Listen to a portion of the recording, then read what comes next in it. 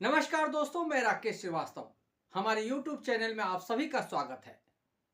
देश के संसद भवन में मारपीट, हिंसा और तमाम तरह की गतिविधियों के उदाहरण कम मिलते हैं, लेकिन गुरुवार के दिन जो कुछ हुआ उसने कई तरह के सवाल खड़े कर दिए हैं कि क्या राहुल गांधी ने सच में सांसदों के साथ धक्का मुक्की की या भारतीय जनता पार्टी इस बात को बेवजह मुद्दा बना रही है।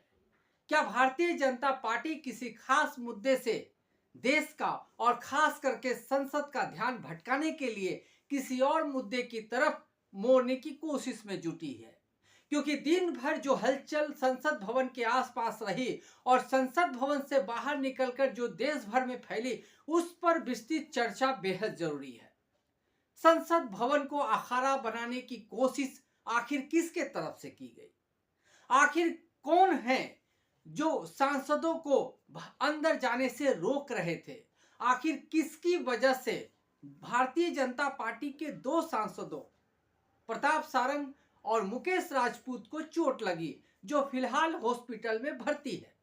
क्या राहुल गांधी के धक्के की वजह से दोनों सांसद आज हॉस्पिटल में हैं, या राहुल गांधी के नाम पर अलग से साजिश रचकर इस घटना को राहुल गांधी से जोड़ने की कोशिश की गई है? फिलहाल दोनों तरफ से केस दर्ज करा दिया गया है और दोनों तरफ से आरोप लगाए जा रहे हैं। अनुराग ठाकुर जो भारतीय जनता पार्टी के नेता हैं, उन्होंने साफ रूप से तमाम तरह की धाराओं का जिक्र किया जिन धाराओं के तहत राहुल गांधी के खिलाफ केस दर्ज कराया गया है। इसमें एक धारा है 109। इसका मतलब ये हुआ कि राहुल गांधी के खिलाफ अटेम्प्ट टू मर्डर का केस दर्ज किया गया है। तो क्या इतना बड़ा मामला था जिसमें प्रतिपक्ष के नेता राहुल गांधी के खिलाफ अटेम्प्ट टू मर्डर का केस दर्ज किया जाए? इसके अलावा भी और कई धाराएं हैं जिन धाराओं का जिक्र अनुराग ठाकुर ने बाहर आकर प्रेस के सामने किया और साफ रूप से कहा कि भारतीय जनता पार्टी संविधान के साथ है और संविधान का विरोध करने का काम कांग्रेस राहुल गांधी लगातार करते रहे हैं और अब वो हिंसा पर भी उतारू हो गए हैं। लेकिन दूसरी तरफ जो फुटेज सामने आ रहे हैं, उन फुटेज को देखकर ऐसा लगता है कि कुछ तो गड़बड़ झाला यहां पर था, क्योंकि भारतीय जनता पार्टी के कुछ लोग या यूं कहे कि कुछ सांसद वहां पर पहले से ही हाथों में बैनर लेकर खड़े थे।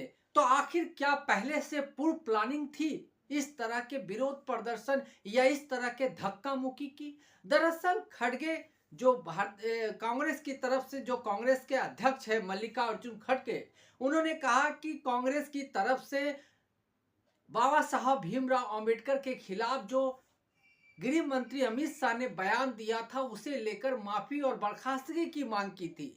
लेकिन उन्हें मालूम था कि केंद्र सरकार की तरफ से इस तरह के कोई भी कदम नहीं उठाए जाएंगे। इसी वजह से उन्होंने संसद भवन के बाहर विरोध प्रदर्शन किया। लेकिन जब वो संसद भवन के अंदर प्रवेश करने लगे तो उनके साथ धक्का मुक्की की गई भारतीय जनता पार्टी के सांसदों की तरफ से। इसकी वजह से खड़गे लड़खड़ा गए और वहीं पर बैठ गए। इसके बाद दोनों तरफ से धक्का मुक्की की घटना हुई और इसी दौरान ये आरोप खुलकर सामने आ गया कि राहुल गांधी ने धक्का दिया दो सांसदों को और वो गिर गए, उनके सर में चोट लगी है। दोनों सांसद दिल्ली में हॉस्पिटल में भर्ती है, उनका उपचार चल रहा है और उनकी कंडीशन तो बेहतर है, लेकिन डॉक्टर का कहना है कि प्रताप सारंग के सर से काफी खून बह चुका है। तो क्या सिर्फ धक्का भर देने भर से प्रताप सारंग इतने जख्मी हो गए कि उन्हें हॉस्पिटल में भर्ती कराया गया? अब दूसरे जो मुकेश राजपूत है, उनसे हॉस्पिटल में एक पत्रकार ने जब बातचीत की तो इस मामले का एक अलग ही पहलू खुलकर सामने आया। उन्होंने कहा कि राहुल गांधी मेरे सामने खड़े थे और पीछे से मुझे धक्का दिया गया। फिर सवाल ये उठता है कि राहुल गांधी ने जब सामने खड़े थे तो पीछे से उन्हें चोट लगी है, तो इसमें राहुल गांधी का हाथ कहां से है? क्या ये पूरी प्लानिंग या पूरी साजिश रची गई राहुल गांधी को ट्रैप करने के लिए, या सच में राहुल गांधी इसमें दोषी है? इस मामले की जांच होनी चाहिए। और इस मामले की जांच इसलिए भी जरूरी है क्योंकि संसद भवन में इस तरह की घटना का होना ये बताता है कि राजनीतिक दल अब विचार और विवाद को छोड़कर हाथापाई पे भी उतर आए हैं और देश के आम लोगों के बीच इससे निकलकर जो मैसेज जाता है वो बेहद गलत जाता है। सवाल था संविधान पे चर्चा की, 75 वर्ष पूरे हो गए हैं संविधान की, उस पर चर्चा हो रही थी। इसी दौरान मंगलवार को अमित शाह ने डॉक्टर बाबा साहब भीमराव अंबेडकर के खिलाफ कुछ ऐसा कह दिया जिसे कांग्रेस ने लपक लिया और इसके बाद से ही लगातार भारतीय जनता पार्टी कांग्रेस द्वारा लगाए गए आरोपों का जवाब दे रही है और कांग्रेस की तरफ से लगातार उनके इस्तीफे और माफी की मांग की जा रही है। यही वजह है कि टकराव की स्थिति पैदा हुई है और इस टकराव की स्थिति की वजह से गुरुवार के दिन संसद भवन के बाहर दोनों पक्षों की तरफ से हाथापाई की नौबत आ गई और इस हाथापाई के दौरान, धक्का मुक्की के दौरान 2 सांसदों के जख्मी होने से यह मामला काफी गंभीर हो गया है। इस मामले में एक पहलू जो खास रूप से खुलकर सामने आया है कि नागालैंड की भारतीय जनता पार्टी की एक महिला नेता ने राज्यसभा के जो सभापति है जगदीप धनखड़, उनको जाकर एक शिकायत की है कि राहुल गांधी ने उन्हें धक्का दिया है जिसके वजह से वो काफी आहत और डरी हुई महसूस कर रही है। इस बात का खुलासा खुद जगदीप धनखड़ ने किया है और उन्होंने कहा है कि इस मामले को वो देख रहे हैं। तो क्या राहुल गांधी ने 2 सांसदों के अलावा एक महिला को भी धक्का दिया?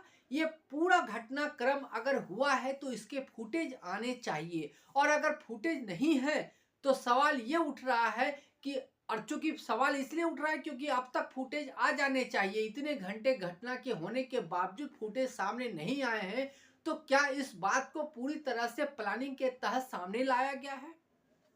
जब राहुल गांधी को बताया गया कि उन पे आरोप लग रहे हैं कि उन्होंने प्रताप सारंग को धक्का दिया है, तो वो खुद चलकर आए प्रताप सारंग से मिलने के लिए, लेकिन उनके आसपास जो लोग खड़े थे उन्होंने उनसे मिलने नहीं दिया, राहुल गांधी के साथ बेहद बदतमीजी के साथ बातचीत की। इसकी वजह से राहुल गांधी उल्टे पांव लौट गए और यह मामला लगातार धीरे धीरे तूल पकड़ता गया। सवाल ये उठ रहा है कि आखिर संसद भवन में जो बहस चल रही थी, संविधान पे बहस चल रही थी, बाबा साहब भीमराव अंबेडकर पे बहस चल रही थी, वो बहस अब सदन के बाहर निकलकर हाथापाई और धक्का मुक्की में कैसे तब्दील हो गई? दरअसल भारतीय जनता पार्टी, ऐसा मानना है लोगों का, दरअसल भारतीय जनता पार्टी अमित शाह के ऊपर जो लग रहे आरोप है, अंबेडकर के नाम पर जिस तरह से उनको ट्रैप किया जा रहा है, जिस तरह से उनको घेरने की कोशिश की है कांग्रेस ने, इस वजह से भारतीय जनता पार्टी अंदर से काफी परेशान है और उसे ऐसा लग रहा है कि आम लोगों के बीच ये धारणा ना सेट हो जाए कि भारतीय जनता पार्टी के एक बड़े नेता ने बाबा साहब भीमराव अंबेडकर के खिलाफ गलत बयानबाजी की है। दरअसल इस दशक में या 1947 में जब भारत को आजादी मिली, उसके बाद से अब तक लगातार बाबा साहब भीमराव अंबेडकर एक ऐसे व्यक्ति रहे हैं जो सिर्फ व्यक्ति भर नहीं है बल्कि वो पूरी तरह से एक दस्तावेज बन चुके हैं।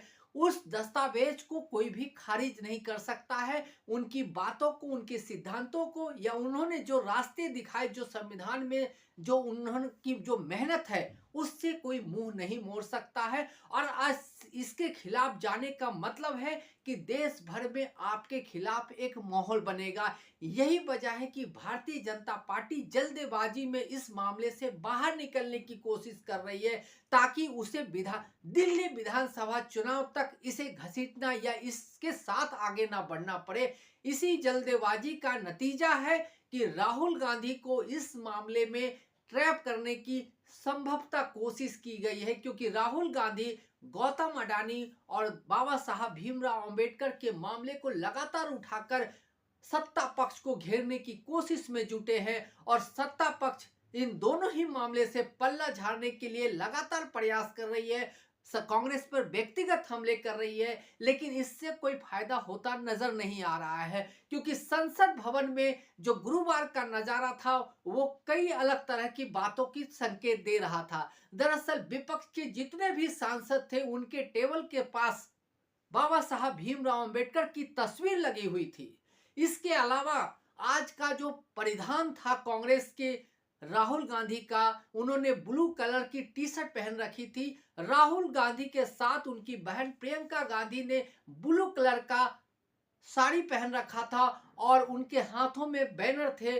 कई जगह लिखा हुआ था I love Ambedkar, I am Ambedkar. तो ये जो पूरा माहौल बनाने की कोशिश की जा रही है, इस बात से भारतीय जनता पार्टी कई हद तक, काफी हद तक परेशान है और इस मुद्दे से बाहर निकलने की कोशिश में इस तरह के मामले सामने आ रहे हैं। फिलहाल धक्का मुक्की की ये जो घटना है इसी पे फोकस किया जा रहा है, लेकिन विपक्ष का आरोप है कि चूंकि गौतम अडानी से और बाबा साहब भीमराव अंबेडकर को लेकर अमित शाह ने जो बयान दिया था उससे आम लोगों का ध्यान भटकाने के लिए इस मुद्दे को हवा दी जा रही है। तो आने वाले दिनों में संभवतः इस मामले को लेकर और भी कई तरह के पेज सामने आ सकते हैं और कांग्रेस की तरफ से राहुल गांधी को फंसाने के जो आरोप लग रहे हैं उसका भी जवाब सामने से आना बाकी है। तो ऐसे में आने वाले दिनों में देखना होगा कि गौतम अडानी, डॉक्टर बाबा साहब अंबेडकर और उसके बाद